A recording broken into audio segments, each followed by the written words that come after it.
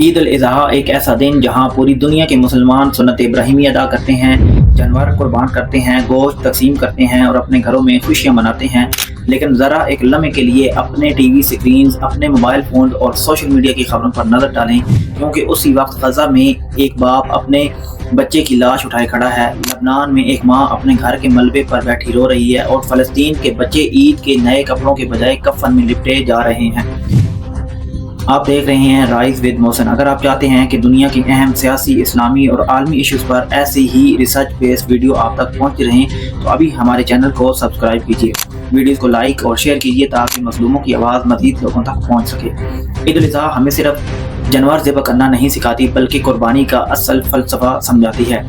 حضرت ابراہیم علیہ السلام نے اللہ کے حکم پر اپنے بیٹے حضرت اسماعیل علیہ السلام کو قربان کرنے کا ارادہ کیا تھا، اور آج غزہ اور لبنان کے مسلمان اپنے حقیقی اسماعیل قربان کر رہے ہیں۔ اقوام متحدہ اور بین الاقوامی رپورٹس کے مطابق گزشتہ مہینوں میں ہزاروں فلسطینی بچے شہید ہو چکے ہیں، کئی خاندان مکمل طور پر مٹا دیے گئے، اسپتال تباہ کیے گئے، پناہ گزین کیمپوں تک کو نشانہ بنایا گیا، اور دنیا صرف بیانات دے رہی ہے۔ جنوبی لبنان میں بھی مسلسل بمباری جاری ہے۔ سرحدی علاقوں میں رہنے والے لوگ اپنے گھر چھوڑنے پر مجبور ہیں، بازار، عمارتیں اور رہائشی علاقے تباہ کیے جا رہے ہیں۔ وہاں جرم صرف یہ ہے کہ وہ فلسطین کے ساتھ کھڑے ہیں، وہ ظلم کے خلاف آواز اٹھا رہے ہیں۔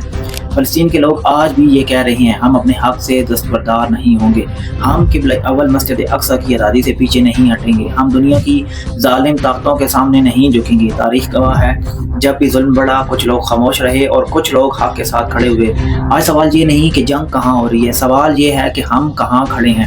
آپ عید کی خوشیاں ضرور منائیں، اپنے بچوں کے ساتھ وقت گزاریں، لیکن ان بچوں کو مت بھولیے جو آج ملبے کے نیچے اپنے والدین کو ڈھونڈ رہے ہیں، جو عید کی نماز کے بعد قبرستان جا رہے ہیں۔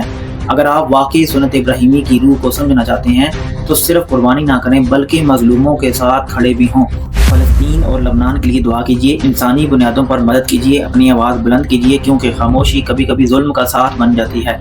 میں ہوں محسن، آپ دیکھ رہے ہیں رائز ود محسن۔ اللہ آپ کی قربانی قبول فرمائے۔ عید مبارک، اور فلسطین اور لبنان کے مظلوم مسلمانوں کے لیے خصوصی دعا ضرور کیجیے۔